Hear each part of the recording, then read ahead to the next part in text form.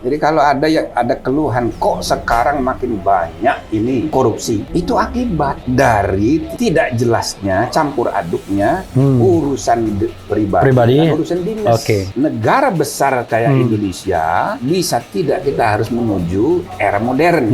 Maka kita harus menggantungkan diri dan mengandalkan sistem building. Jangan kepemimpinan persona. Seperti sekarang. Nah, itulah ciri pelanggengan budaya feodal itu. Kalau Wu Lin ini menyebutnya sebagai inverted totalitarianism. Totalitarianisme terbalik. Terbaliknya dari mana? Dia hitung dari Hitler. Hitler itu penguasa publik, mengangkang segala urusan privat. Tapi yang baru ini, yang sekarang terbalik. Urusan penguasa privat mengangkangi segala urusan publik. Nah, itu neo-totalitarianisme yang jauh lebih dasar. Dan kalau itu terjadi, there will be no more demokrasi. Indonesia udah mulai? Trennya ke situ. Maka segera harus dicegah.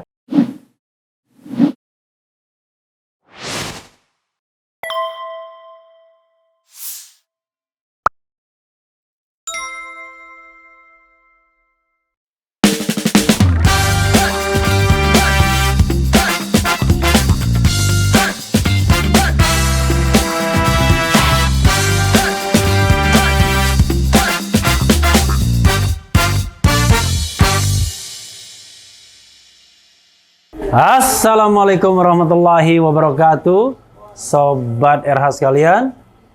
Jumpa lagi kita di channel yang keren ini. Keren jelas. Saya di samping saya ada guru saya ya, yang sebenarnya sudah lama podcast. Cuma podcast sama beliau waktunya harus banyak karena yang kita bicarakan soal ketatanegaraan, bukan kasus yang spesifik ya. Sobat RH sekalian, Profesor Jimli Asidiki. Assalamualaikum warahmatullahi wabarakatuh. Assalamualaikum warahmatullahi wabarakatuh, Prof. Waalaikumsalam. Aman, Prof ya? Alhamdulillah. Aman. Jadi, Sobat RH sekalian, Prof Jimli ini orang yang paling beruntung hidupnya sedunia, ya kan? Apa beruntung? Sudah 24 tahun reformasi. Dan beliau itu banyak sekali jabatan publik yang mereka emban. Beda sama Refli Harun, satu pun tak ada. Jadi beliau pada era Presiden Habibie, beliau adalah sekretaris, Prof ya? Sekretaris Wakil Presiden. Asisten Wapres. Asisten Wapres. Kemudian asisten Wapres yang terakhir. Sesudah Habibie, nggak ada lagi asisten Wapres. Asisten Wapres yang terakhir. Tapi walaupun asisten Wapres jadi presiden. Karena Wapresnya nggak ada. Wapresnya nggak ada. Jadi presiden, saya diledek teman-teman. Waduh, ini Wapres ad interim. Jadi kemudian sebelumnya bahkan sudah guru besar ya. Guru besar tahun berapa, Bro? 98. Pas. Tuh, waktu era reformasi. Mei 98. Gara-gara 20 Mei presiden mengundurkan diri. Jadi pengukuhan saya mundur 1 minggu. Oh, jadi 27 Mei. Jadi Juni. Oh, Juni. Tanggal berapa, Bro? 1 Juni. Lupa saya. Juni 98. Juni 98 itu Prof Jimli itu baru berusia 30 tahun 56 kan lahir? Iya. 56 98 42. Kira-kira 42. 42 bareng tahun. Sama Yusril. 42 tahun sudah profesor. Sebelum saya sama Yusril berdua, itu guru besar itu syaratnya sudah jalan pakai tongkat. Sudah tua.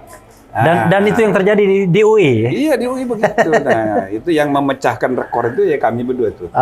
Masih muda. Jadi 42 tahun sudah profesor, dan kemudian pada era reformasi beruntung sekali sempat menjadi hakim konstitusi dan bahkan ketua Mahkamah Konstitusi.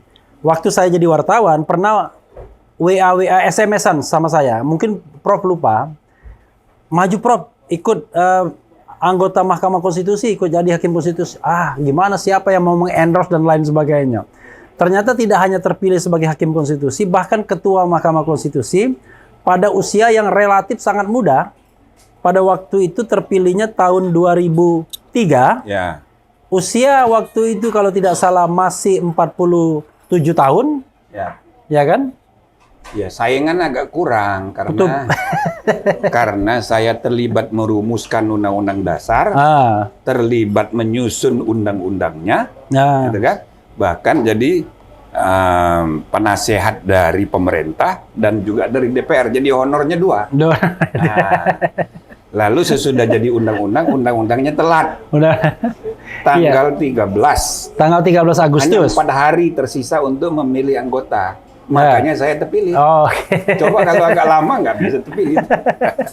Dan yang jelas tidak hanya terpilih sebagai hakim konstitusi, tapi di antara hakim, beliau sebenarnya nomor 2 paling junior. Nomor 2, Prof ya? Palguna kan nomor? Iya, Palguna paling. Jadi nomor 2 paling junior dalam usia waktu itu kira-kira 47 tahun. Ya kan? Semua minta saya. Semua minta beliau. Bahkan almarhum Profesor Natabaya, salah seorang hakim konstitusi bilang, saya mau nyalon hakim konstitusi untuk periode kedua kalau dia bilang Jimli, kalau Jimli nggak nyalon gitu. Karena Prof Natabaya senior memang ya. Mudah-mudahan Allah Subhanahu Wa Taala menerima amal ibadahnya. Jadi hakim konstitusi yang meninggal Natabaya ya. Sama ini Muhammad Alim. Pak Alim ya, Muhammad Alim. Tapi dia tidak dari awal, pengganti aja. Yang pengganti Muhammad Alim. Pak Alim itu menggantikan siapa yang pensiun? Saya rasa Pak Laica. Laica kan lebih dulu 1 tahun. Iya, tapi Pak Laica itu lebih dulu 1 tahun ya. Masih ada sekarang. Sehat. Alhamdulillah. Jadi saudara sekalian, setelah itu beliau pernah sempat mencicipi sebentar menjadi One Team Press. Jadi One Team Press kira-kira 1 tahun, Prof ya? 1 tahun. 1 tahun. Tahun berapa itu, Prof? 2009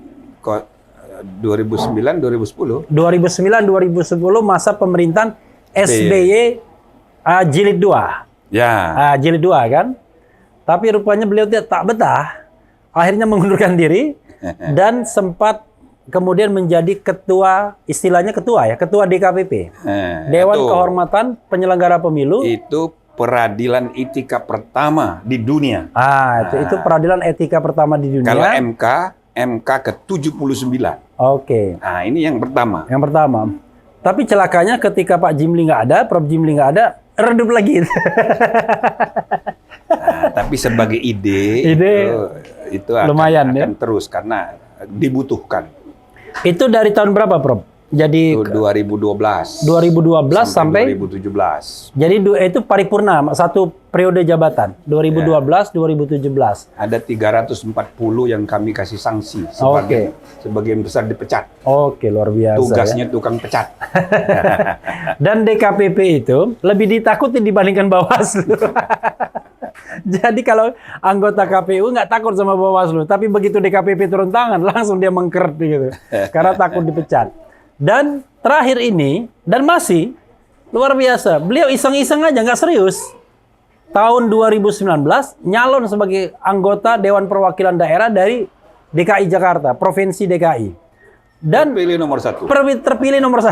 Padahal nggak kampanye, dan nggak ada duitnya. Karena Profesor Jimli As-Sidiki, jadi ada nama itu penting ya, nama itu penting. Prof, itu tadi perkenalan ya kepada.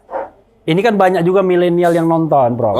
Gitu ya. Jadi penonton saya ini, Prof, Refli Harun Channel, ini subscriber udah 2 juta lebih. 2.040.000. Waduh. Iya. Boleh juga ini. Boleh juga.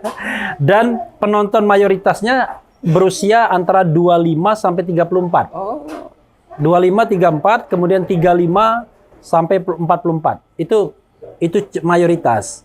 Anak-anak masa depan. Anak-anak masa depan dan punya daya beli.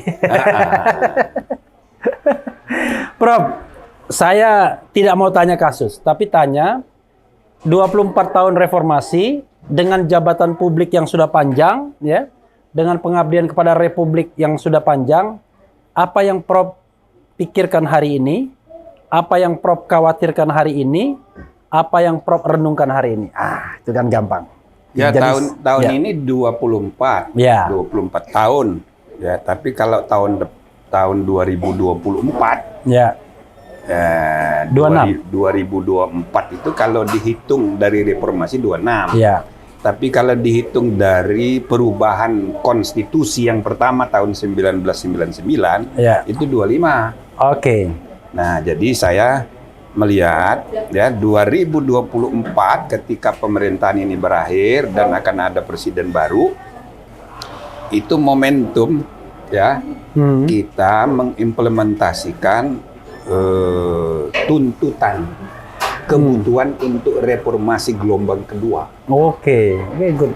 Nah, reformasi gelombang kedua itu termasuk kita mempertimbangkan kemungkinan mengubah lagi Undang-Undang Dasar.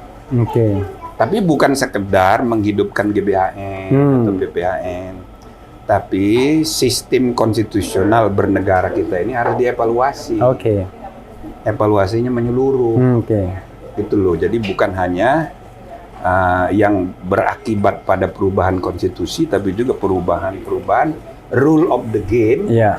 Dan bahkan ada 3 aspek yang saya selalu lihat di hukum tata negara kurang mendapat perhatian. Iya. Satu. Hanya constitutional rule saja. Iya. Aturan konstitusional itu yang mendapat perhatian para sarjana. Tapi yang kedua yang juga sangat serius itu soal kelembagaan. Jadi constitutional rules, Ya. constitutional institutions, Oke. dan yang ketiga constitutional cultures. Oke. Budaya Culture. konstitusional. Oke. Jadi 3 aspek ini harus ada agenda ya perubahan modernisasi besar-besaran. Oke. Sebab pertama ya, kita menghadapi tantangan disrupsi teknologi di segala bidang. Apalagi di bidang ICT. Iya.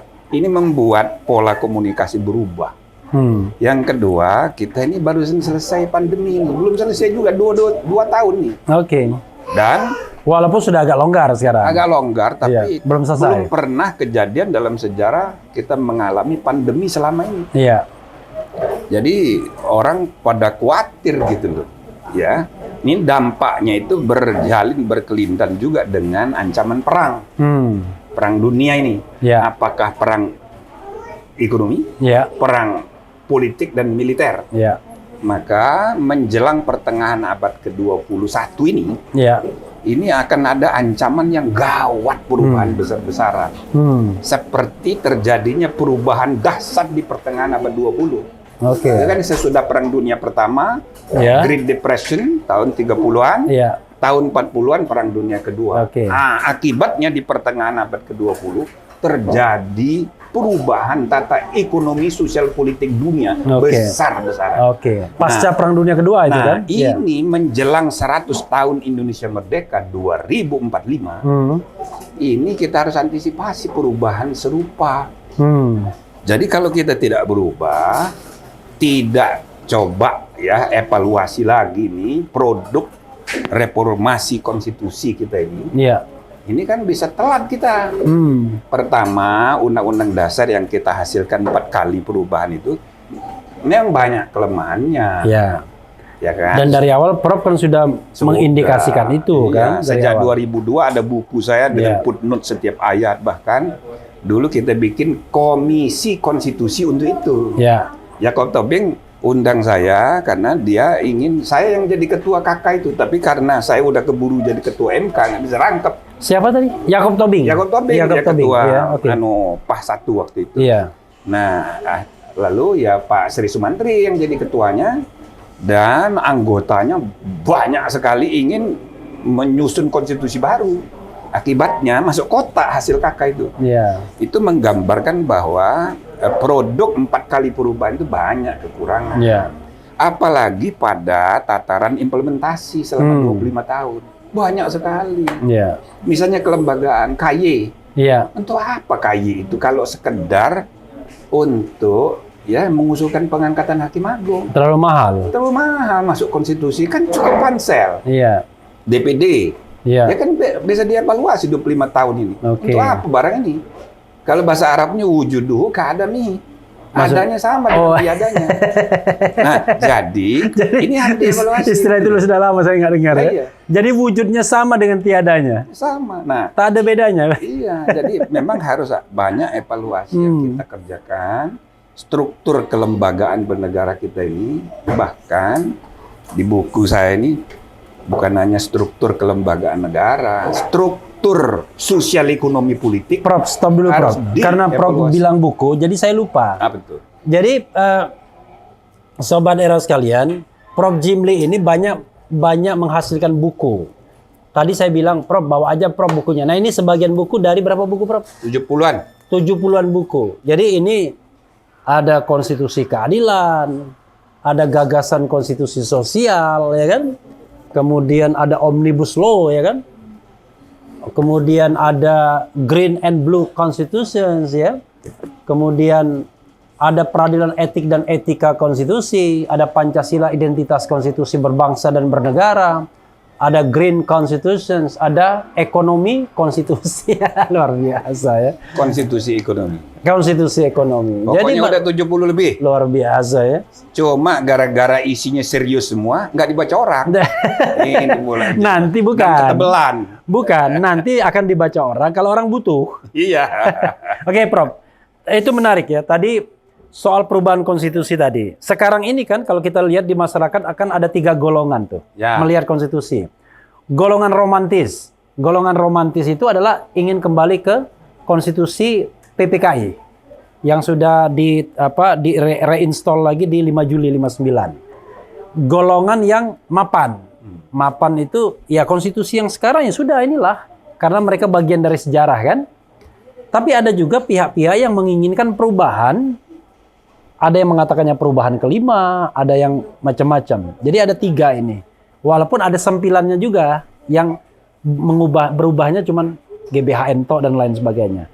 Nah terhadap 3 kecenderungan pemikiran ini, sebenarnya Prof yang disampaikan Prof itu berada di mana?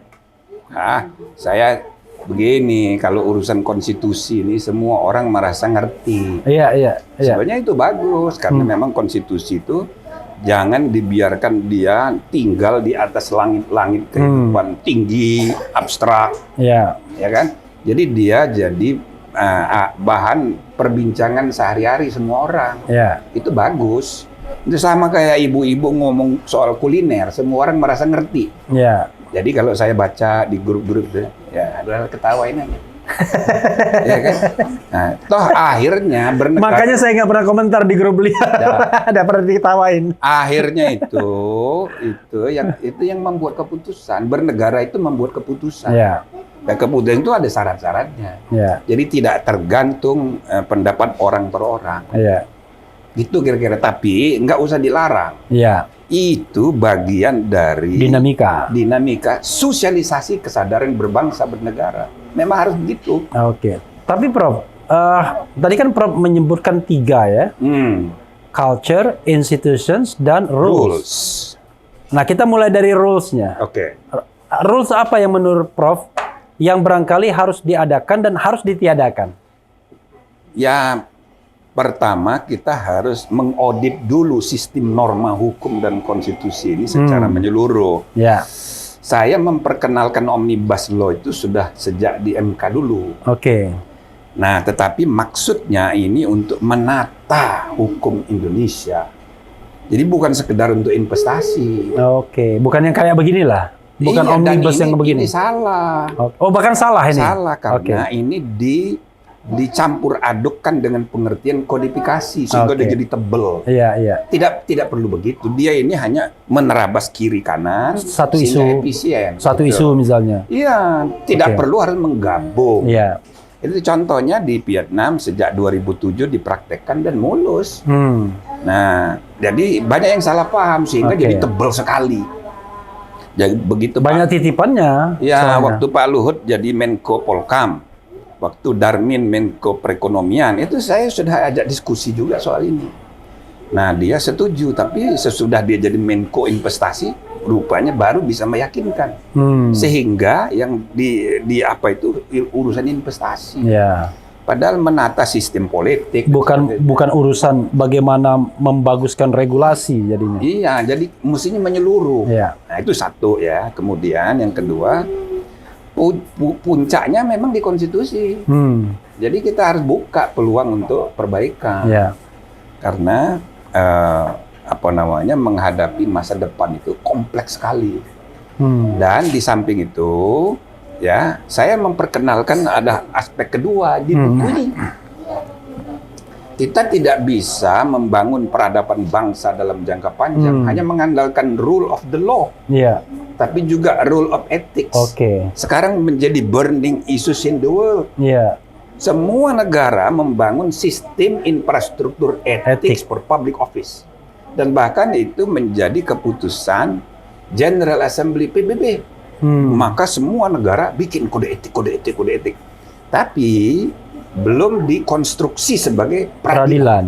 Nah, saya perkenalkan ide rule of law and the rule of ethics, constitutional law and constitutional ethics, dan peradilan hukum dan peradilan ethics.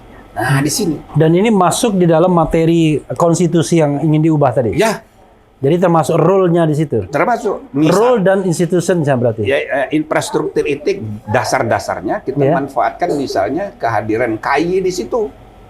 Jadi bermimikri. Pintu masuknya itu KY itu bukan hanya ngurusi martabat dan perilaku hakim, tapi semua jabatan publik.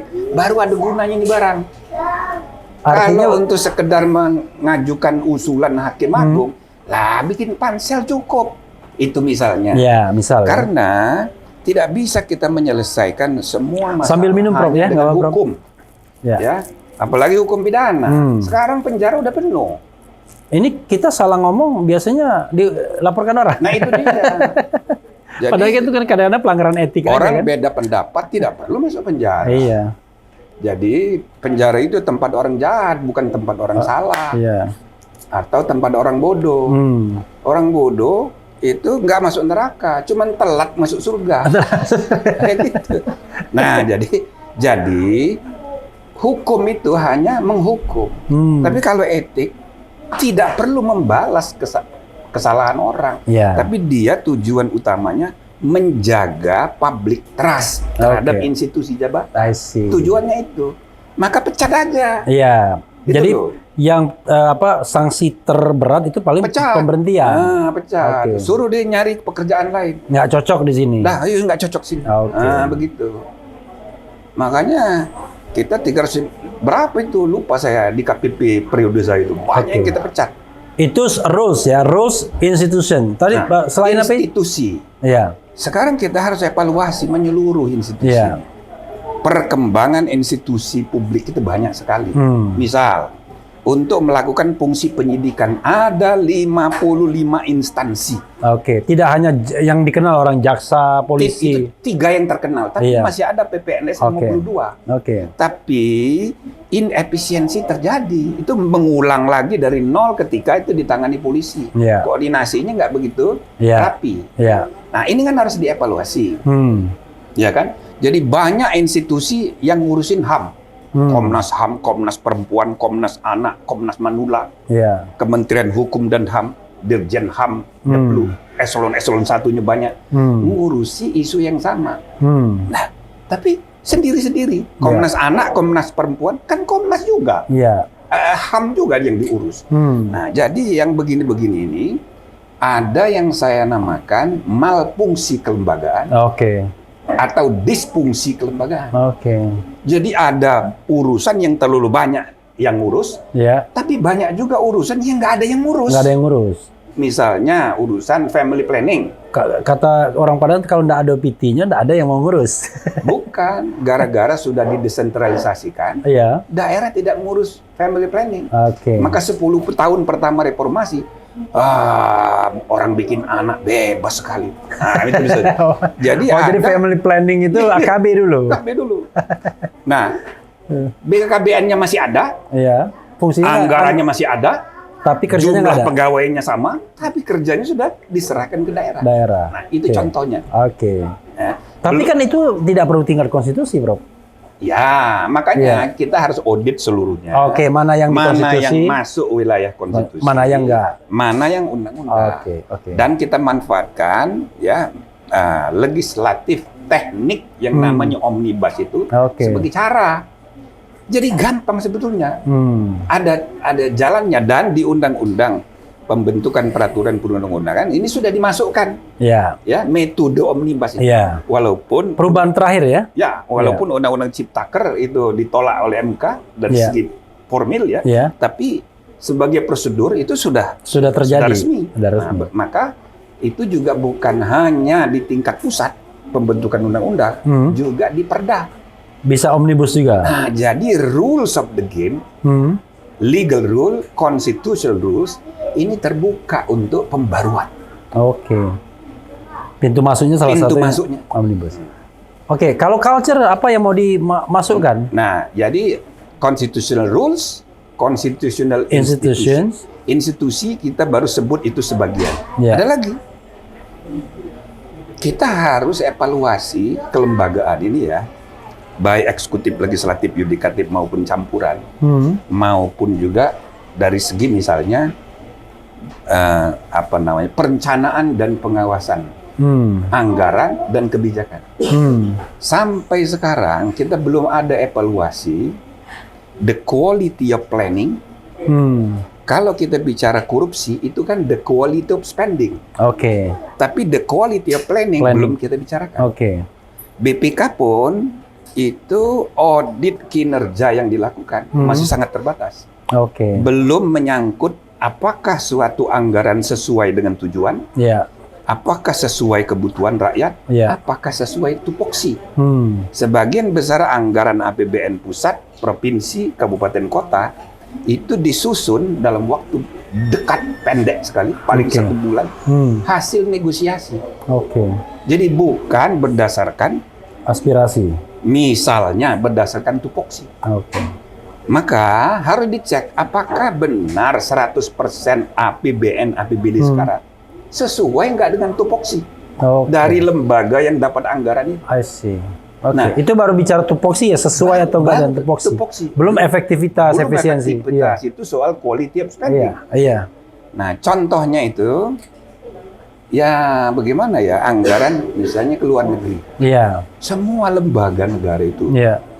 pada tahun 2005 2006 saya diundang karena tahun 2005 sebagai ketua MK dalam pertemuan ketua MK Iya. di Istanbul, Iya. enggak di ibu kotanya Turki itu apa? Ankara. Iya. Nah, saya bertemu ketua-ketua MK negara-negara OKI. Oke. Saya bilang, di negara OKI belum ada forum kerjasama hukum dan peradilan. Mbok kita bikin. Karena semua negara anggota OKI punya problem yang sama. Hubungan antara hukum negara dengan hukum agama. Oke. Nah, yang paling tertarik ketua MK Mesir. Oke. Dia kirim surat sama saya tahun depannya, minta saya menjelaskan ide saya itu di Kairo. Iya. Dibawa oleh Duta Besar Republik Indonesia dan Dirjen, dikirim oleh Hasan Wirayuda sebagai menteri ketemu saya.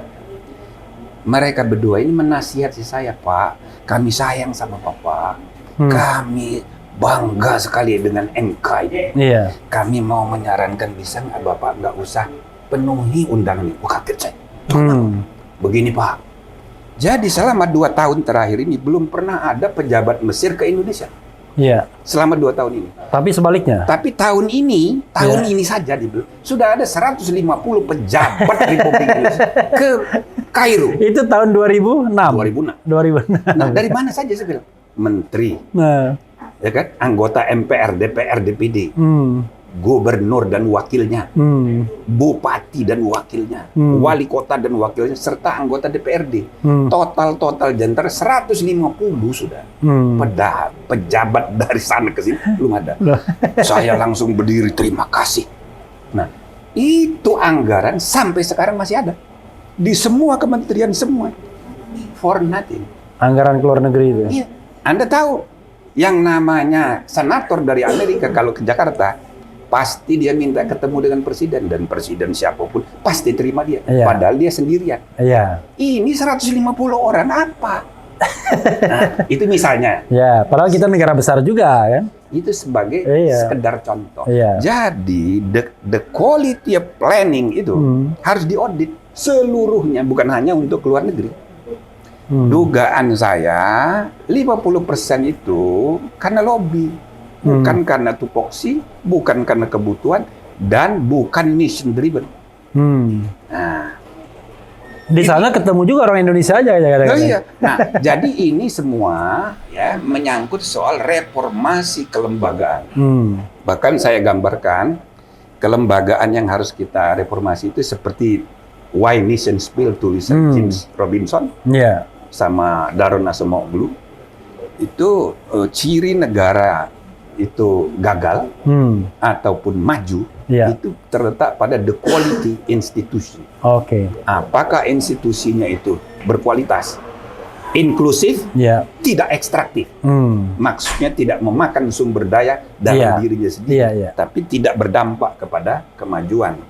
Nah, jadi ini bukan hanya institusi negara, institusi masyarakat, institusi ekonomi, ini harus ditata ulang. Supaya dia efisien sesuai untuk menggerakkan roda kemajuan. Jadi ini kita di kafe, Prof. Kafe yang baru 5 hari saya kenal pemiliknya. Oh gitu. Dan kebetulan dekat rumah saya. Yalah, baguslah supaya tidak serius. Saya kalau ngomong suka serius. Iya, makanya suasananya nggak boleh serius. Soalnya rumah saya itu tinggal lompat aja satu rumah. Buku saya itu semuanya serius. Jadi malas orang bacanya. Anak-anak Tapi muda. kalau kita mau jadi ahli ya kan di MK, dibaca. di pengadilan baru kita cari kutipannya. Oke, Prof. Kita udah bicara mengenai rules, ya kan? Kemudian institution dan sekarang culture. Saya nggak bisa membayangkan culture apa yang bisa di-driven dari konstitusi. Kira-kira begitu. Lah iya, isi dari perilaku kita ini kan warisan dari masa lalu. Sedangkan rules, kemudian institutions, itu kan hasil penglihatan, hasil bacaan, pendengaran dari luar. Misalnya ketika kita milih sistem presiden, kan dari Amerika. Nggak ada dari kebudayaan Jawa, nggak ada. Pakai feeling aja kadang-kadang. Iya kan? Nah, BPK itu kan Radpan Rekenkamer, tinggal diterjemahin. Nah, MK itu kan ya kan Perpasung Segresop dari Wina. Austria. Komisi Yudisial, itu dari mana? Jadi institusi sebagian besar kita contek dalam tanda petik ya, dari luar.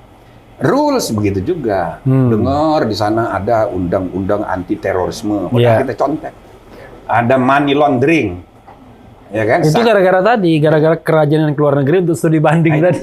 Money laundering, sehingga sulit menerjemahkannya. Cuci uang. Ya kan?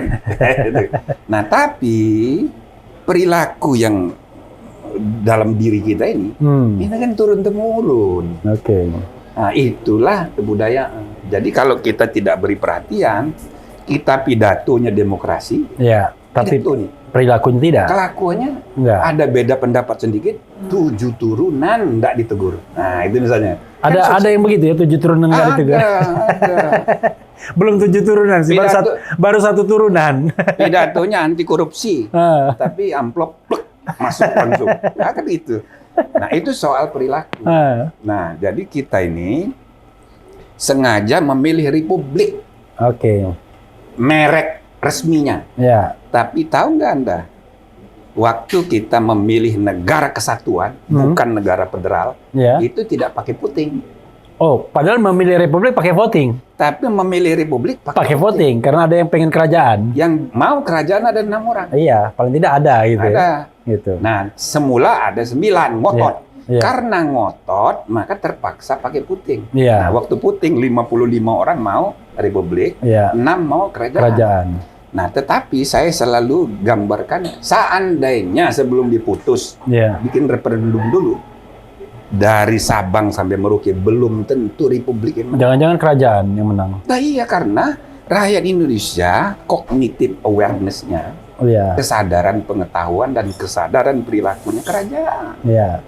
Jadi bangsa kita ini kulturnya itu kerajaan.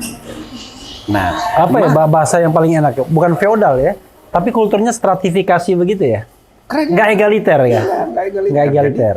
Jadi baik di Sumatera, di Kalimantan kerajaan. Nah, jadi ini perlu dengan bersengaja di enlightening, dicerahkan, dan melalui pendidikan mencerahkan kehidupan bangsa, gitu kan? Untuk mengubah modernisasi budaya ini, budaya feodal, budaya kerajaan itu. Oh, jadi justru budaya yang itu yang harus kita rombak Dengan untuk menjadi budaya modern antara egaliter. lain dengan modern institusionalisasi, Oke. pelembagaan. Maka soal struktur modern itu, itu bisa mengikis budaya kerja feodal ini. Oke. Budaya komando ya. Tetapi yang terjadi sekarang coba, hampir semua partai yang lahir sesudah reformasi kan jadi dinasti semua. Itu saya bilang bukan the political party corporation. Nah, itu dia.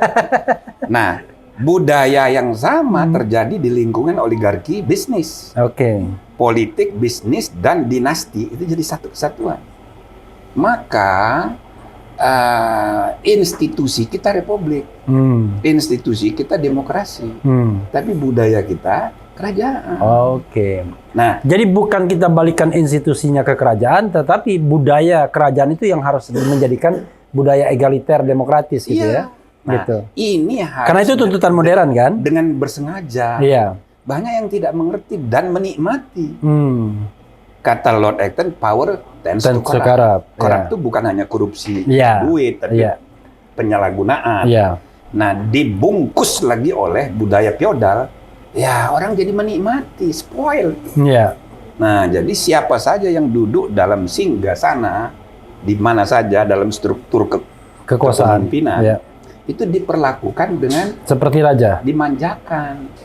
Dan semua menikmati tatkala dia tidak menghayati ide republikanisme itu, ide demokrasi itu. Nah, inilah jawabannya modern institusionalisasi. Oke. Tapi apa yang terjadi sekarang? Nah, ini yang saya selalu namakan gejala deinstitusionalisasi politik. Oke, justru makin lama bukan medsos. Kenapa, Prof? Ya, sekarang ini jabatan-jabatan publik itu tidak melembaga, malah terbalik, mempribadi. Oke, jadi personalisasi jadi ya, bukan jadi individualisasi. Semua pejabat tiap hari nge-tweet, tweet pribadi, atau tweet jabatan. Nggak jelas. Tidak jelas. Termasuk juga juru bicara. Termasuk. Jadi emosinya baper, ya kan?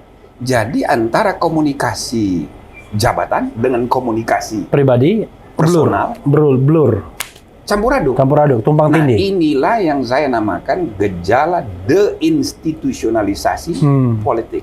Jadi bukan konsolidasi dan institusionalisasi pelembagaan, tapi kebalikan, gara-gara disrupsi teknologi dan orang pun tidak menyadari itu. Nah, ini harus diatasi untuk 25 tahun ke depan. Tapi kalau ini Prof, ini agak sedikit. Kadang-kadang pimpinan tertinggi negara juga nggak sadar juga loh. Dari dulu ya, bukan sekarang aja, sebelumnya kadang-kadang memang menggunakan saluran pribadi. Kan medsos itu kan saluran pribadi sesungguhnya, bukan saluran resminya. Itu untuk mengkomunikasikan hal-hal formal kenegaraan. Bisa saja, tapi kan harus jelas. Harus dibedakan. Mana urusan dinas, mana urusan pribadi. Karena itulah basis sosial dari penyalahgunaan.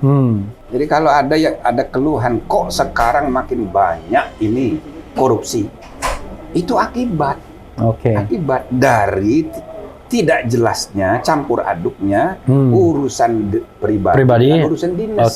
Nah, gitu loh. Nah, Prof, ini harus dengan kesengajaan, kalau tidak kita nggak jadi modern. Tapi saya tadi belum begitu puas nangkepnya ketika Prof bilang perubahan kultur tadi melalui perubahan konstitusi, Prof. Layu, jadi kita harus pertama sadari dulu bahwa ada problem kebudayaan yang harus kita cerahkan. Kita modernisasi. Kita harus perkuat kebudayaan kita itu. Kebudayaan nasional itu belum terbentuk 100%. Kebudayaan kita itu kebudayaan daerah. Tetapi kayak bahasa saja misalnya. Dari 726 bahasa daerah, itu kan banyak yang terancam punah. ya kan? Nah, karena kita memaksakan diri memahami bahasa Indonesia sebagai bahasa satu-satunya. Padahal Sumpah Pemuda tidak begitu. Iya.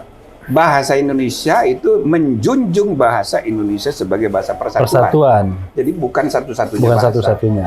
Nah, sekarang kesadaran ini pada tahun 2000 kita muat di pasal 32 Undang-Undang Dasar. Ya. Itu perubahan terakhir, perubahan kedua. Ya.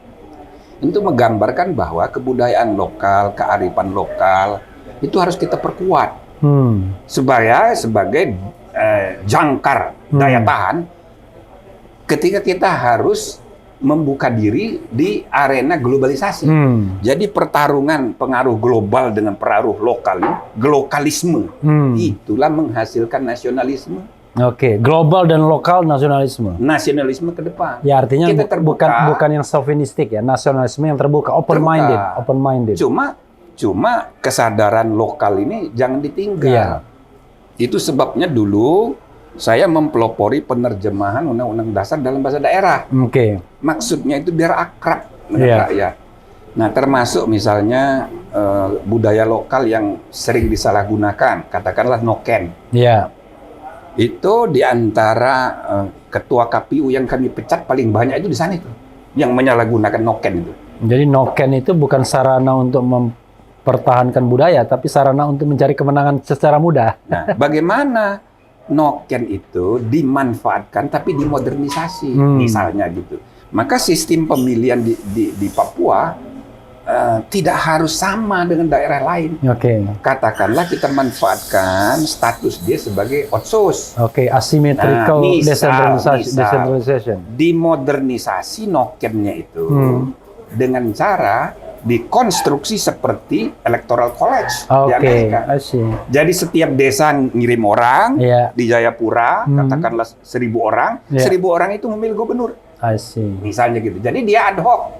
Oke. Dan dia punya vote berapa atau satu vote ya juga nggak apa-apa. Cukup. Jadi tidak langsung sekali seperti sekarang, tapi tidak juga melalui DPRD yang banyak manipulasi juga. Nah, jadi melalui perwakilan tapi yang menggunakan istilah noken yang dimodernisasi. Jadi dia bawa mandat misalnya. Nah, itu sekedar contoh. Iya, contoh. Bagaimana kita kearifan lokal itu diangkat.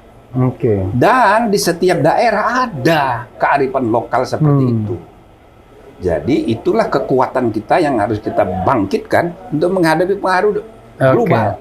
Nah, itulah nanti nasionalisme kita. Nah, gitu kira-kira. Prof, ada lagi Prof, 3 hal ini yang ingin Prof sampaikan sebelum saya beranjak pada aktornya. Jadi soal tadi rules, institutions dan culture ini. Ya. Sebab akhirnya ya negara modern ini hukum besi organisasi bagi saya ya. Itu sudah sering di buku saya sudah saya gambarkan. Makin besar suatu organisasi, maka dia makin tergantung kepada sistem. Jangan tergantung figur. Pada orang. Makin tradisional suatu organisasi, makin tergantung pada figur. orang. Tapi makin modern, tergantung sistem. Dan kondisio sine qua non kita harus menuju modernisasi itu. Negara besar kayak Indonesia tidak kita harus menuju era modern. Maka kita harus menggantungkan diri dan mengandalkan sistem building. Jangan kepemimpinan persona. Seperti sekarang. Nah, itulah ciri pelanggengan budaya feodal itu. Nah, ini udah pada bagian ini kan ngeri-ngeri sedap. Saudara sekalian ya. Jadi ini ide besarnya adalah setelah 25 tahun kita perlu mengevaluasi konstitusi dan kita perlu melakukan perombakan besar-besaran. Dan kalau tahun 2024 dengan kepemimpinan baru, maka dihitung dari tahun 1999 setelah perubahan pertama itu 25 tahun, seperempat abad. Jadi waktu yang kira-kira proper, Prof ya, untuk melakukan evaluasi apapun. Mempersiapkan 20 tahun selanjutnya. 25 tahun selanjutnya. 2045. Untuk 100 tahun Indonesia. Untuk di perbandingan ya. Korea Selatan itu 2 hari sebelum Indonesia merdeka, dia duluan proklamasi. 15 Agustus 45. Dia dijajah oleh Jepang 50 tahun. Tapi sekarang dia udah mengalahkan Jepang yang menjajah Iya. dari segi ekonomi. Apalagi kalau dia bersatu, Utara Selatan, Iya. dia punya nuklir. Iya. Jepang nggak punya. Nah, lewat tuh Jepang. Nah, begitu juga China. Dan jangan lupa, Prof, Nah. Korea itu tahun 50 perang saudara. Perang saudara. Jadi sudah dijajah Keadaannya lebih merdeka. buruk dari Iya, kita. iya. China itu 50 tahun. Selama 50 tahun, sebelum 50 tahun terakhir, itu negaranya besar banget, kampungan banget, dan miskin sekali. Tapi dalam waktu 50 tahun, sekarang ini menjadi Saya ke Cina tahun 1997, itu masih merasa orang kaya, Bro. Apa-apa murah. nah itu Beli jeruk dulu 1 kilo cuma 1.500. Kemudian naik taksi muter-muter kita nggak pusing walaupun ditipu. Karena pokoknya kalau dirupiahkan paling cuma 20.000. Tapi sekarang kita orang miskin kalau ke sana. Betul. Nah, maka tantangan kita, oke, kita targetnya 100 tahun Indonesia merdeka. Iya. Dengan segala tantangan yang kita hadapi, kita harus betul-betul menjadi negara keempat atau sampai kelima, mungkin nanti kita akan jadi nomor 7 dari jumlah penduduk.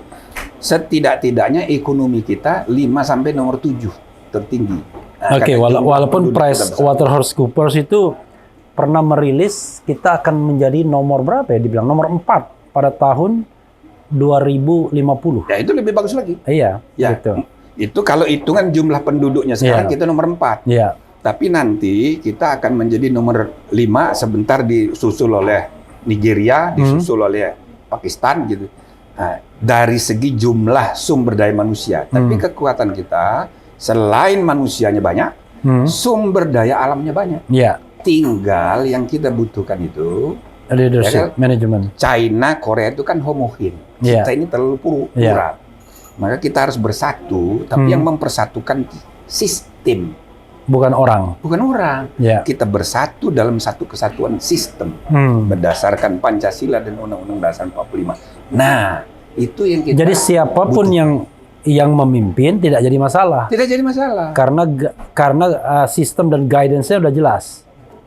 Ya, sahabat era sekalian, makin menarik ya pembicaraan kita ya. Ini soal negara ini. Ini hanya bukan soal siapa dengan elektabilitas tertinggi. Kalau itu soal yang apa? Soal jangka pendek. Ini soal yang jangka panjang.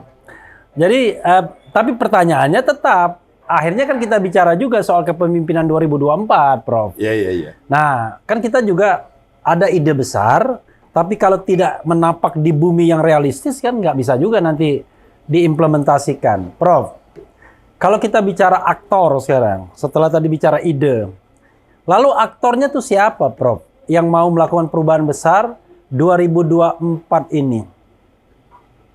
Ya kita harapkan ini ide ini didiskusikan di lingkungan partai supaya mereka jangan hanya memikirkan kepentingannya sendiri.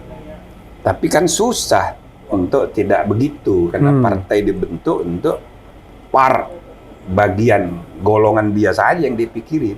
Lah ini satu partai aja gontok-gontok kan baru masih satu partai. Ya, belum partai lain. Maka saya sudah bilang kawan-kawan KPU nanti syarat-syarat waktu debat, Ya. waktu apa dimunculkan isu-isu strategis jangka panjang begini. Oke. Ya kan? Nah, jadi ini kan kita Jangan hanya tanya jawab. jangan hanya tanya jawab, Iya. isu-isu besar ini. Termasuklah soal realitas. Kan banyak yang ngeluh soal oligarki. Saya sudah tulis juga di buku terbitan LP3IS itu. Apa? Soal apa? Oligarki. Lah iya. Kalau kita bukan nulis buku tapi bikin lagu. Oh, iya, saya sudah dengar. sejak 2000 oligarki bangkit lagi. Iya, malah Gitu. ini Wulin. Iya. Ini Sheldon Wulin. Nah, Nah, ini menulis buku ini. Demokrasi Incorporated. Oke. Manage Democracy and Specter of Inverted Totalitarianism. oke. Ini Nanti gejala di Amerika. potret ya. Oke.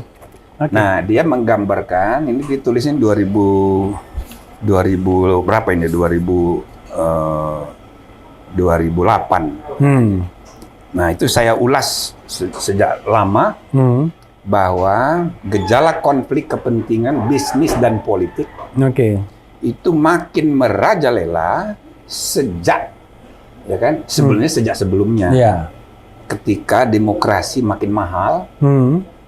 media menjadi makin menentukan, Ya.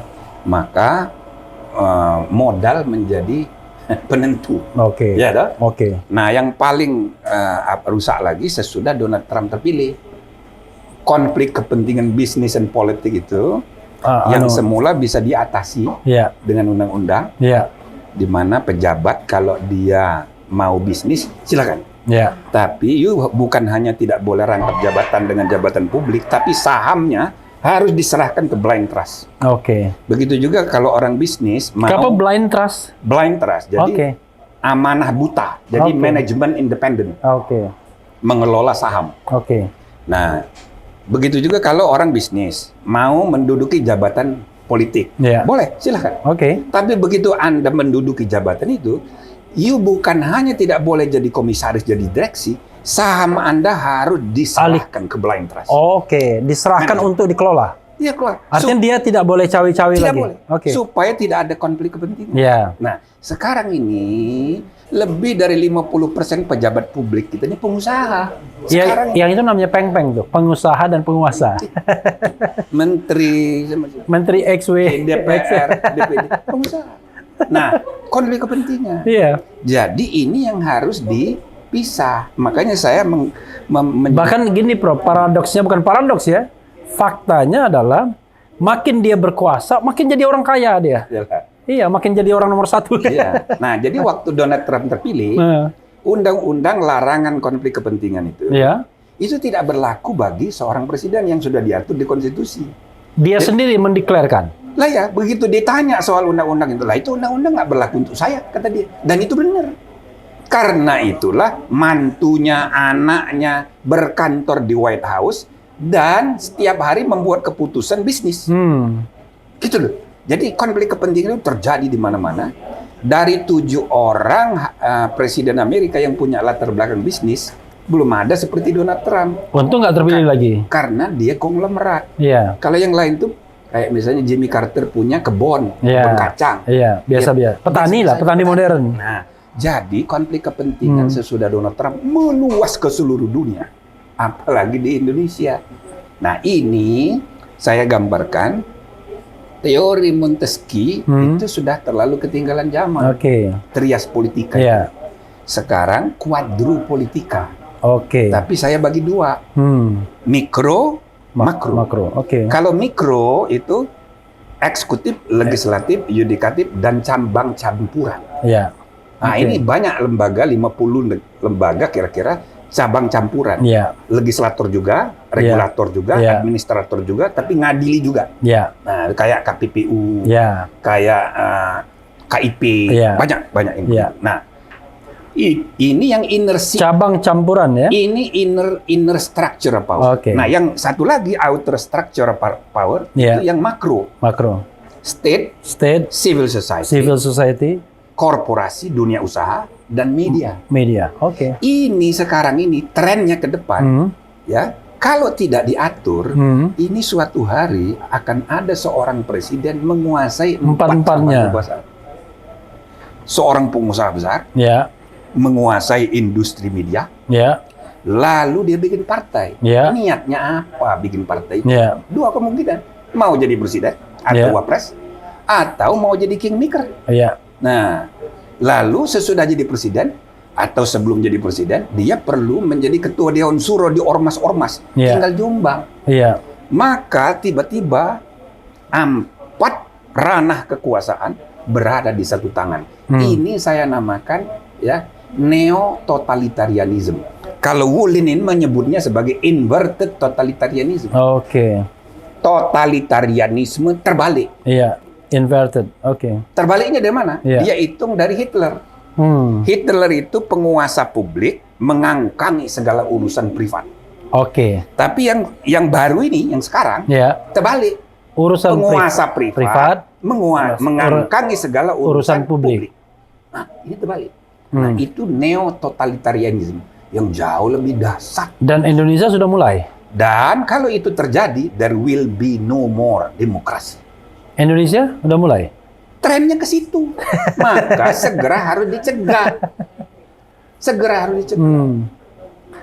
Nah, caranya gimana? Yeah. Ya, dibikin undang-undang larangan konflik kepentingan. Dan ini tidak bisa diserahkan ke DPR. Karena teman-teman di DPR tidak mungkin mengambil prakarsa untuk mengkerdilkan dirinya sendiri. Jadi diserahkan kepada Harus ada seorang enlightened leader. transformational leaders Oke. atau leadership. Iya. Nah, jadi kita harus jadikan syarat siapa Jadi 2000 presiden yang akan datang yang bisa jadi 2024 itu syaratnya adalah Anda harus jadi enlightened. Lah iya, Enlightened transformational leaders. transformation leader. Iya. Gitu. Kalau enggak, jadi jangan sampai nanti presiden yang akan datang itu ya boneka dari ini tadi. Dari sistem yang sudah mulai Ya. menggenjala ini. Iya begitu. Apalagi kalau dia tidak punya partai misalnya. Iya. Dia akan dikendalikan oleh oligarki. Misalnya gitu. Karena Iya. ya bagaimana? Prof, persoalan mendasarnya adalah biaya politik mahal, kan Nah, begitu? itu. Sangat mahal. Sekarang mau menjadi RI 1 kalau nggak ada uang triliun nggak bisa. Dan uang triliunan itu tidak mungkin rasanya dari kantong pribadi. Nggak mungkin. Pasti dari cukong, ya Iya. kan? Dari penyumbang. Nggak ada no freelance, nggak ada makan siang yang gratis dalam politik kan? Gimana kita berharap munculnya tadi enlightened transformation leader di tengah iklim politik seperti sekarang ini? Ya itu tidak bisa dihindarkan. Iya. Tapi kan kita harus belajar Iya. bagaimana bangsa lain, negara lain kok bisa, Oke. gitu kan? Nah itu satu ya. Jadi dalam sistem bernegara itu diatur sedemikian rupa. Misalnya konflik kepentingan pribadi dengan ini Iya. itu sudah ada aturannya. Sehingga meskipun dia misalnya waktu kampanye butuh dana bantuan, ada caranya. Oke. Dan yang kedua bukan hanya untuk presiden, gubernur juga, dan juga anggota DPR. Harus ada transparansi gitu. Maka ada ide partai politik dibiayai oleh APBN. Sih, salah satunya Supaya ya. dia jangan nyari dana, ya. ya kan? Itu ide yang baik, tapi menurut saya itu harus dijadikan bagian dari agenda modernisasi kelembagaan politik seluruhnya. Oke. Jadi jangan isunya hanya soal anggaran. Ya. Tapi misalnya modernisasi itu bagaimana mencegah partai jangan jadi dinasti. Ya, personalisasi tadi. Jadi dia boleh diizinkan karena udah telanjur Iya. 2 generasi. Generasi ketiga nggak boleh lagi. Kecuali ada jarak. Ada pembatasan masa Ada. jabatan juga. Nggak ada jarak, misalnya orang lain dulu secara Iya. demokratis. Iya. Jadi agenda internal demokrasi internal itu harus dipastikan. Oke. Nah, lalu konflik kepentingan antara ormas dengan partai ini harus dipisah. Harus dipisah. Sebab semua partai punya ormas. Iya. Nanti kalau partai dibubarkan oleh MK, ormasnya ikut bubar. Maka ormas betul-betul harus netral. PT juga betul-betul harus netral. Tidak boleh dia menyumbang hanya untuk satu partai. Oke. Media elektronik apalagi, ya, dia menggunakan frekuensi milik publik. Iya. PT-nya betul milik pribadi, tapi frekuensinya Milik publik. Maka Harus adil dia. tidak boleh hanya melayani satu partai. Iya. Nah, yang begini-begini ini akan membuat nanti biaya kampanye bagi politik itu juga jadi murah juga. Satu Kalau ada lagi, Prof. pengaturan Kalau ulang. kita kan pandemi ini kan sebenarnya kan blessing in disguise juga. Ya, Gara-gara pandemi ini orang kemudian terbiasa dengan teknologi zooming dan lain sebagainya. Kan itu kan memurahkan dan memudahkan juga untuk apapun konsolidasi, Saya kira, kampanye dan lain kira. sebagainya. Misalnya nggak perlu lagi kita kunjungan-kunjungan secara fisik misalnya kan? Misalnya begitu. ya melalui Zoom ini itu berapa juta tadi followernya? 2 juta. 2 juta. Makanya kalau saya maju kan di KI kan adalah sedikit. Ini dapat penghasilannya banyak cuma ngomong-ngomong begini aja. Kalau banyak belum tentu. Belum tentu ya. Karena kita bukan artis soalnya. Oh, gitu. Iya, kalau artis beda, Prof. Kalau artis tuh ada Jadi endorse. intinya banyak sekali kita Betul. membutuhkan orang yang bisa diajak berpikir jangka panjang. We need leaders, not just a politician. Oke. Kalau politisi kan hanya pikirannya itu ngambil, Iya. rebutan ngambil, dan sekenanya kadang-kadang. Dan Prof, tidak lebih jauh dari pemilu berikutnya yang Prof, dipikirkan. bisa nggak saya tanya yang jauh, yang lebih konkret, ya Apa kan? tuh? Apa tuh? Ya kan? Gini, kan ini kan kita kan kalau keprihatinan itu harus lebih faktual. Ya, Misalnya gini, saya tuh agak risau ya dengan leadership. oh, Kan leadership itu kan once you are elected, ya kan? Kan Anda milik publik, iya, bukan milik kelompok, bukan milik golongan. harusnya begitu. Tapi kan ada gejala sekarang ini, pemimpin-pemimpin itu, bahkan dicontohkan pemimpin tertinggi, memelihara kelompok, memelihara golongan, sehingga kita heran, loh kok masih ada ya, misalnya so-called relawan gitu-gitu. Iya, iya. Lalu buat apa gitu? Kan harusnya dia, misalnya katakanlah dia the leader of Indonesia, ya Iya. kan? Bukan the leader of kelompoknya begitu. Ya His group. itu sayang, itu sayang. Iya. Padahal harusnya tidak begitu lagi. Begitu sudah menduduki jabatan publik, Iya. Kesetiaan pada partai harusnya sudah berakhir. Iya. Nah, cuma ini kan masa konsolidasi. Ini bukan hanya partai, kelompok yang cair. Kelompok juga begitu. Iya. Ini gejala kalau kita lihat dari langit, Iya. lalu kita melihatnya itu kurun waktu 1 abad. Ini saat ini memang ya begini ini. Jadi harus kita terima sebagai realitas. Tapi ini bagian dari proses menuju pematangan demokrasi. Oke. Itu yang saya lihat. Oke. Tapi siapapun gitu ya, misalnya akan muncul satu periode di mana pemimpin itu lahir sebagai konstruksi media, Oke. media daring. Siapa yang populer Dan populismenya itu misalnya digorong-gorong. dibentuk juga lah Iya, populismenya. iya. Makan di pinggir jalan Iya. dengan rakyat rame-rame. Iya. Bajunya harus lusuh, Iya. ya kan, pakai sendal, nah gitu-gitu. Pokoknya harus terlihat merakyat. Gitu. Harus ikut nyapu, Iya. nggak usah nyebut orang, Iya. tapi itu merata. Ini periode ini muncul fenomena seperti itu.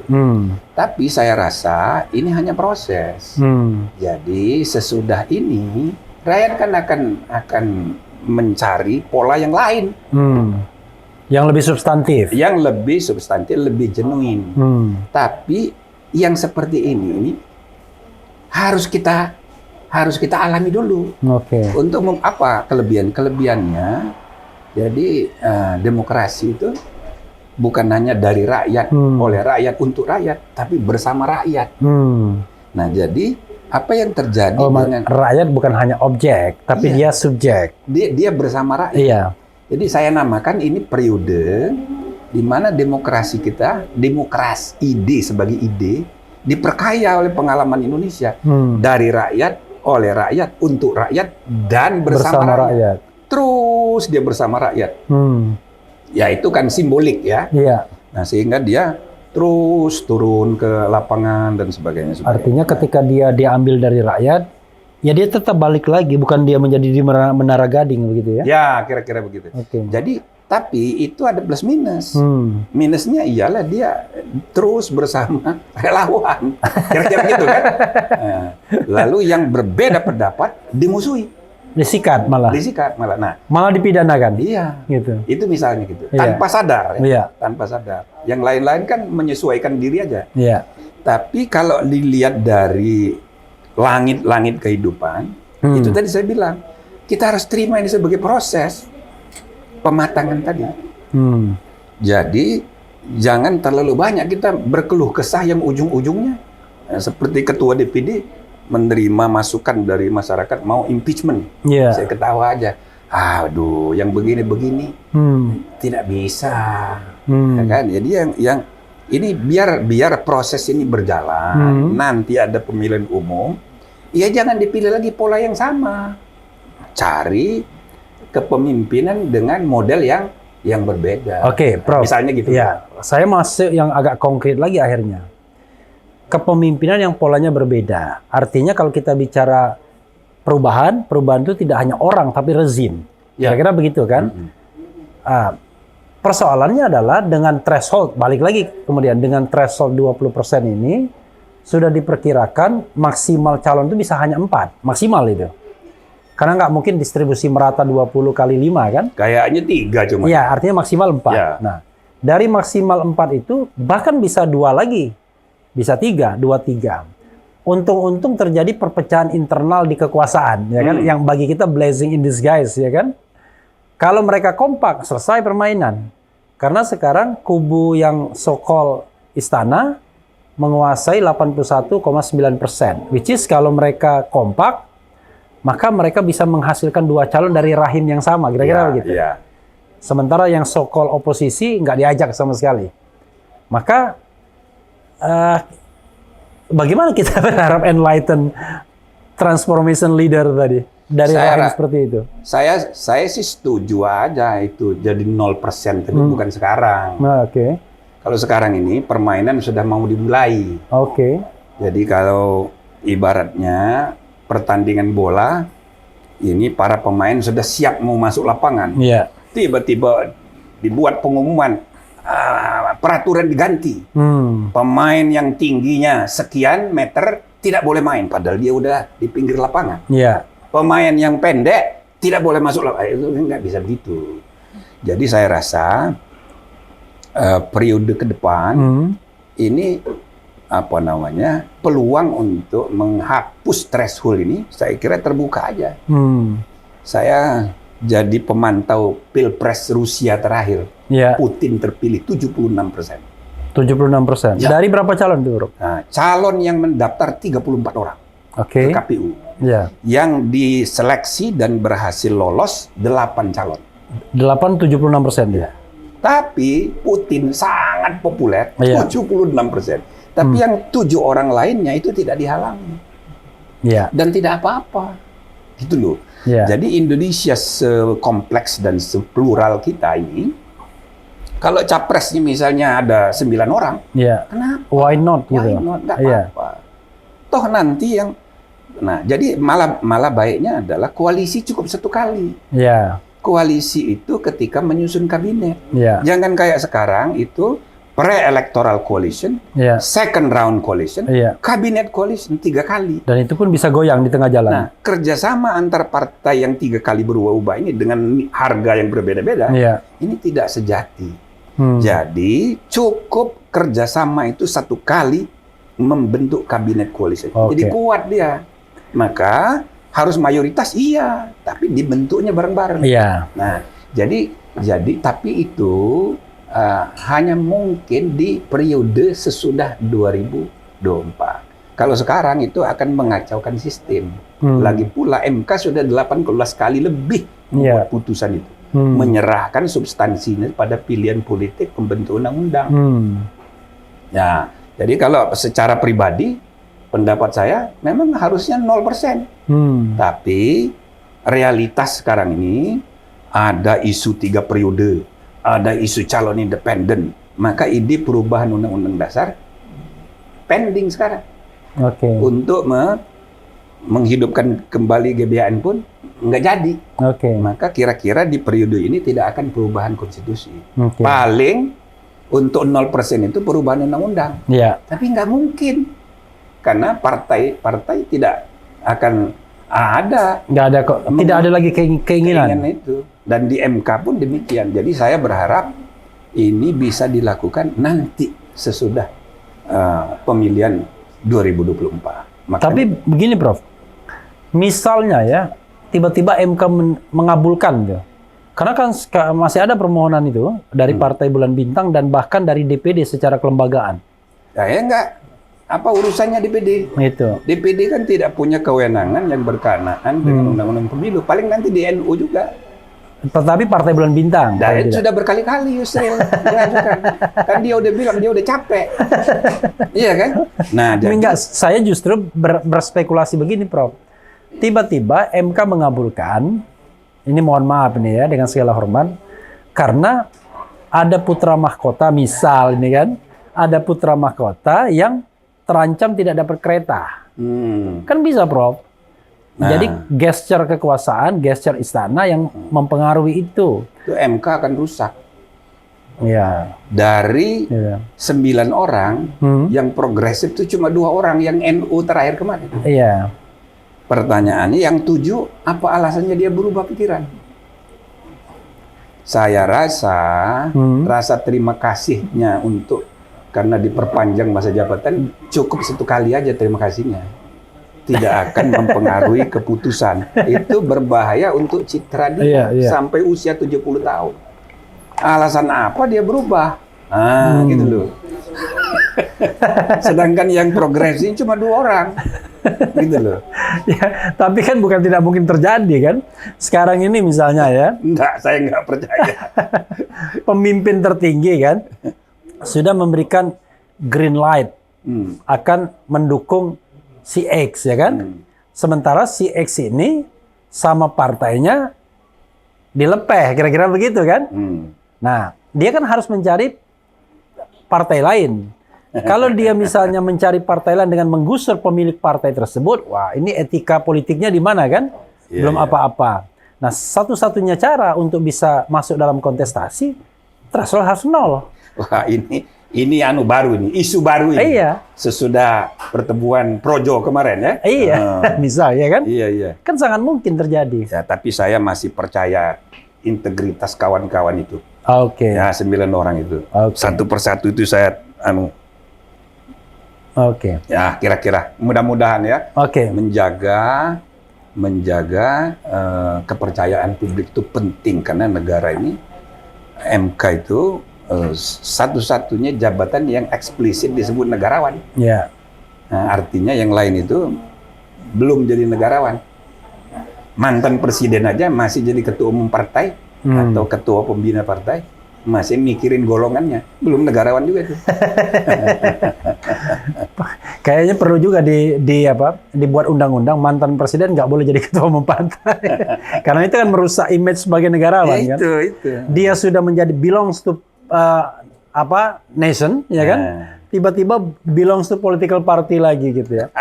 Prof, ini bagian akhir ya, mudah-mudahan menjadi bagian. Tapi Prof bebas ingin menyampaikan sesuatu unek-unek yang belum disampaikan. Karena saya mengalir aja. Let's say 2024 nanti akan terpilih presiden. Ya kan? Terpilih juga anggota-anggota dewan. Termasuk DPD. karena kan belum ada perubahan. Kalau misalnya, ini misal Prof ya, kalau misalnya presiden itu Prof Jimli atau siapapun ya, apa yang harus dia lakukan pertama-tama untuk menata negara ini secara konkret? Ya, saya rasa yang paling penting sekali itu mempersatukan. Oke. Ya, mempersatukan dulu karena keterbelahan politik kita ini terpelihara gitu loh selama 5 tahun terakhir ya, 10 tahun tapi yang paling kan 5 tahun terakhir. Nah, apalagi ini dibungkus identitas karena sedang ada problem global Islamofobik. Ya. Itu gejala global, bukan cuma gejala nasional, dan itu pengaruhnya ke seluruh dunia. Lebih-lebih ada terorisme, radikalisme. Jadi isu identitas politik ini yang mulai menguat sejak tahun 45, belum terlalu keras, tapi makin keras waktu tahun 59, ya, waktu di Konstituante, dan itu terus sampai sekarang, lebih parah sekarang. Ini yang harus diselesaikan dulu. Sekarang lebih parah atau paling parah? Saya rasa paling parah. Paling parah, oke. Dan karena iklim dunia. Iya. Maka Indonesia juga harus ikut serta dalam kampanye global anti Islamofobik itu. Dan PBB kan sudah membuat resolusi. Tapi isunya bukan sekedar Islamofobik ya, tapi neo-rasisme melanda seluruh dunia. Nah, kita sebagai bangsa dengan pluralitas sara, maka ini yang harus kita atasi, selesaikan. Rekonsiliasi dengan sejarah, rekonsiliasi budaya, ini agenda pertama. Nah, terus yang kedua ya sistem building tadi. Sebentar dulu, saya ingin lebih spesifik. Dengan cara apa, Bro? tadi? Pertama sikapnya dulu. Oke. Sikapnya itu Sikap sang pemimpin yang terpilih. Ya, harus merangkul. Bukan memukul. Bukan memukul. Ya. Rangkul semuanya, saling mendengar. Orang berbeda pendapat itu karena 3 hal. Satu, perbedaan data dan informasi. Sekarang hoax banyak sekali. 95% berita informasi itu tidak bisa dijadikan referensi. Ya. Satu. Nah, tapi kalau misalnya kita ketemu, duduk bareng, datanya disamakan, selesai perbedaan. Tanpa harus memenjarakan. Nah, ya. Yang kedua, soal kepentingan. Makin kompleks kehidupan ini, kepentingan orang, golongan, kelompok, sendiri-sendiri, mikirin diri sendiri semua. Nah, tapi kalau misalnya ketemu, diajak berpikir kepentingan yang lebih besar, jangka yang lebih panjang, bisa ketemu. Oke. Nah, yang ketiga, orang berbeda pendapat karena sudut pandang. Satu melihat dari kiri, satu dari kanan, satu dari atas, beda. Semua menggunakan fakta-fakta logis semua. Oke. Nah, tapi kalau misalnya kita tidak pernah mau mendengar dari sudut pandang yang berbeda, gak ketemu. Nah, itulah gotong royong semangat Pancasila. Itu rangkul. Nah, tugas pemimpin menyatukan. Baru yang kedua dia system building. Oke. Yang ketiga communication, enlightening communication. Oke. Jadi jangan marah-marah. Komunikasi yang mencerahkan. Memberikan harapan. Jangan memberi harapan, merangkul. Ya. Nah, yang keempat role model. Jadikan dirimu sebagai model, sebagai contoh. Hindari konflik of interest gitu-gitu. Ya kan? Nah, yang educate, yang tadi, yang komunikasi tadi, itu yang mencerahkan, dia mendidik. Mendidik dengan kata-kata, mendidik dengan perbuatan. Termasuk mencari juru bicara yang sebentar-sebentar tidak menghina gitu. Iya. Sekarang kan jubirnya tiap hari menghina orang. Pemimpin itu guru. Iya. Jadi, kata Rasulullah, apabila kamu bepergian bertiga, iza kharaja fi salasa iza salasa kharaja fi safarin fal yu'ammiruhu. Kalau kamu bepergian bertiga, angkat satu jadi pemimpin. Kata Konghucu, mirip-mirip dengan itu. Nah, san ren sing piu wose. Nah, nggak ngerti kan? Nggak ngerti. Nah, itu biar sesama bis kota dilarang saling mendahului. San ren sing piu wose. Kalau kamu bepergian bertiga, satu angkat jadi guru. Oke. Jadi pemimpin dan guru itu sama. Nah, jadi seorang pemimpin itu harus memberi pencerahan, bukan marah-marah. Enggak begitu. Nah, jadi dia dengan kata-kata, dengan tindakan dia digugu dan ditiru. Tapi Prof ya, kalau saya lihat ini mohon maaf ya, pemimpin kita ini biasanya komunikasi cerahnya itu kira-kira 6 bulan pertama. Pas keempat. Bukan 6 bulan pertama pemerintahan. Masih bulan madu, masih senang, masih melihat bahwa masalah itu bisa diselesaikan. Tapi begitu sudah tahu begitu kompleksnya masalah, begitu mukanya ketekuk terus, coba lihat. Apalagi periode kedua, kelihatan gampang sekali, ketuanya kelihatan kan? Kayak kurang tidur, maunya marah dan lain sebagainya. Kan itu seperti itu. Itu kan menunjukkan bahwa jangan-jangan karena begitu kompleksnya masalah, akhirnya menyerah juga. Ya, nggak jalan. Itu soal gaya. Soal gaya, gitu. Ya kita mesti terima. Oke. Apa boleh buat? Ya kan kita 5 tahunan. Prof, closing statement, Prof. Ya saya berharap bangsa kita itu akan menemukan jalan ya menuju 100 tahun Indonesia merdeka, berada di puncak peradaban dunia, ya paling tidak 1 sampai 5 negara yang ya menentukan perdamaian dunia. Nah, ekonominya juga sesuai dengan potensi alamnya yang kaya dan manusianya juga kaya. Nah, tetapi jalan menuju ke situ kita memerlukan proses perbaikan dari waktu ke waktu, dan harapannya semua kita ini bergotong royong, ya saling rangkul, saling bersatu, bersinergi untuk masa depan Indonesia, insya Allah. Dan terakhir, apapun masalah yang sedang kita hadapi, ada ya pembenaran untuk kita bersikap pesimis. Tetapi yang jauh lebih baik adalah kita menentukan sendiri pilihan moral untuk selalu optimis. Karena optimisme dan pesimisme dua-dua punya legitimasi. Tapi efek Oedipus dari pilihan sikap itu sangat menentukan. Jadi mari kita bersikap optimis sehingga akhirnya what to do. Pesimis maupun optimis sama-sama pertanyaannya what to do supaya optimisme kita itu tercapai. Juga bagi kelompok yang pesimis juga pertanyaan yang sama, what to do supaya pesimisme tidak terjadi. Jadi mari kita bekerja sama, kolaborasi untuk kemajuan Indonesia. Iya, sahabat era sekalian, tidak terasa ya, lebih dari 1 jam kita sudah berbicara dengan Profesor Jimli As-Suluki. Padahal saya masih siap 1 jam lagi nih. Nanti kita akan bikin babak selanjutnya. Begitu. Dengan perkembangan selanjutnya. Yang jelas RH Channel, Refli Harun Channel terbuka untuk pemikiran-pemikiran besar seperti ini. Tidak hanya kasus saja.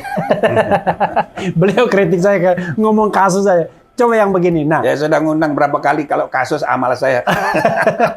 Jadi kita ngomong ide-ide besar dan ini juga mudah-mudahan menjadi pemula juga, menjadi pembuka untuk mengundang tokoh-tokoh dengan ide-ide besar lainnya. Jadi Republik ini kita harus hilangkan feudalismenya dan kita modernisasi dengan institusi, budaya, dan rules. Mudah-mudahan ke depan Indonesia lebih baik. Wassalamualaikum warahmatullahi wabarakatuh. Waalaikumsalam. Berapa?